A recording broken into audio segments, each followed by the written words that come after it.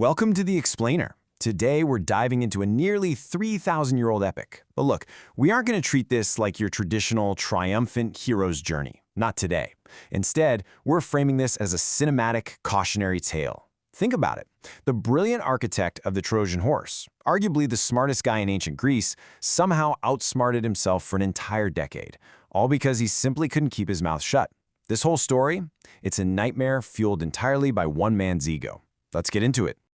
Okay, let's set the scene here. The Trojan War is finally over. The Greeks burned Troy straight to the ground, all thanks to Odysseus and his giant wooden horse trick. The guy's a massive hero. So the expectation for what comes next is pretty simple. Sail home to his wife Penelope and his kid Telemachus in Ithaca. Geographically speaking, a quick hop across the Aegean Sea should have taken about 2 weeks. The reality? It took 10 agonizing years. And he started off in such a great position.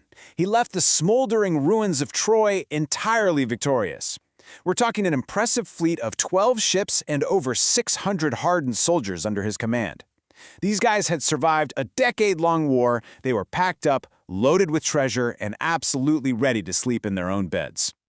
But here is the absolute kicker. Out of those 600 men and 12 ships, exactly one man returned. One. Odysseus was the sole survivor of this voyage. Not a single one of his crewmen actually made it back to Ithaca. And the reason why is an absolute masterclass in how a total lack of discipline combined with a massive ego can just destroy everything. The cascading disasters began literally on day one. They pull up to Ismarus, home of the Sirens. Odysseus tells his men, grab some treasure and let's go. Do they listen? Nope. They decide to stay on the beach and party all night. Well, the Sirens come back with reinforcements, and Odysseus loses 72 men right off the bat. Shortly after, a storm blows them to the island of the Lotus Eaters. Anyone who eats the lotus completely forgets their home and their family. 3 of his scouts try it, and they have to be literally dragged back to the ships, kicking and crying, with their memories totally wiped. And honestly, that wasn't even the worst stop on the trip. That honor goes to the Cyclops. So, Odysseus and his men get trapped in a cave by Polyphemus. He's a massive, one-eyed giant who rolls this immovable boulder over the door and just starts eating the men raw 2 at a time. It's horrifying. But here is where Odysseus' brilliant intellect really shines. He knows he can't just kill the giant or they'll be trapped behind that heavy boulder forever. So he gets Polyphemus incredibly drunk and tells the giant that his name is Nobody.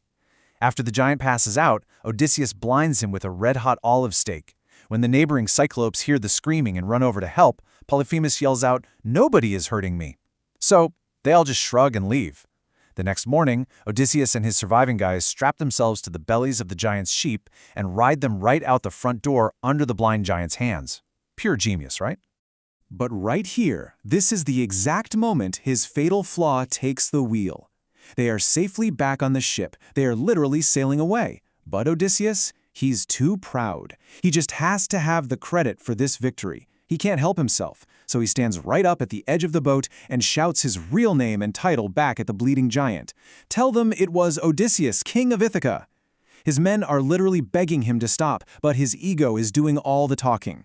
By shouting his name, he painted a massive target on his own back. It turns out that blinded Cyclops happened to be the son of Poseidon, the god of the sea. Polyphemus prays to his dad, triggering a devastating curse. He asks that Odysseus never get home, and if he somehow does, let him arrive late, broken, completely alone, and to a house full of trouble. Poseidon hears every single word and grants it. From this exact moment forward, the ocean itself becomes Odysseus's worst enemy. And you see the tragedy of this curse become agonizing almost immediately. King Aeolus gives Odysseus a literal cheat code, a leather bag containing all the dangerous storm winds, leaving only a gentle west wind free to blow him straight home. For 9 whole days it is perfect sailing. On the 10th day they are so close that Odysseus can actually see the chimney smoke of his own island. Exhausted, he finally lets his guard down and takes a nap. Big mistake. His greedy crew, totally convinced he's hoarding gold in that bag, rip it open. Every trap storm explodes out at once, and it blows them all the way back across the sea. From there, things go from heartbreaking to just outright horrific. They pull into the harbor of the giant-less Strigonians. It's a total ambush. These giant cannibals start hurling massive boulders down from the cliffs, smashing the fleet to splinters and spearing the sailors like fish. Because Odysseus had parked his one personal ship just outside the harbor, he manages to escape. But in an instant, his mighty fleet is reduced from 12 ships down to just one. Over 500 men are dead. Down to their very last ship, the survivors wash up on the island of the witch goddess, Circe. She invites a scouting party in for a huge feast, touches them with her wand, and poof, turns every single one of them into literal pigs, complete with snouts and hooves. Odysseus goes up to the house to rescue them alone, protected by a magic-blocking plant called Molly that he got from the god Hermes. His immunity forces Circe to turn the men back into humans, but then they just stay there. Odysseus gets comfortable. He kicks back and parties on this magical island for an entire year, while his wife Penelope is left waiting in the dark at home. Eventually, his own crew has to snap him out of it and remind him they're supposed to be going home. Circe tells him, well, first you have to visit the land of the dead. It is a seriously haunting trip. He summons the blind prophet Tiresias, who gives him one massive non-negotiable warning: do not touch the sacred cattle of the sun god Helios, or you will lose absolutely everything. While he's down in the underworld, Odysseus also sees the ghost of his own mother. She had died of pure grief just waiting for him to come back. He tries to hug her 3 times, but she slips through his arms like a shadow. It's this brutal, heartbreaking reminder of what his ego has already cost his family. Leaving the underworld, he has to navigate the single most dangerous stretch of water in the ancient world. First up, the Sirens, whose voices lure sailors to crash their ships and die. He smartly orders his crew to plug their ears with beeswax, but his ego demands that he gets to experience it, so he has them tie him tightly to the mast just so he can listen without jumping overboard. Right after that, he faces an impossible choice: sail near the 6-headed monster Scylla on one side or the massive ship-swallowing whirlpool Charybdis on the other. He deliberately chooses Scylla, sacrificing 6 screaming men who are eaten alive right in front of him, rather than losing the entire ship to the whirlpool. Which drops them right on the shores of Thrinacia, the very island the prophet warned them about. Bad winds trap them there for an entire month, and eventually the food runs out. While Odysseus is asleep, again, his starving crew decides to slaughter Helios' sacred sun cattle, figuring they'll just take whatever punishment the gods hand out later. When Odysseus wakes up, the omens are utterly terrifying. The hides of the dead cows are literally crawling along the ground, and the meat roasting on the fire is actually mooing. Yeah, not a great sign.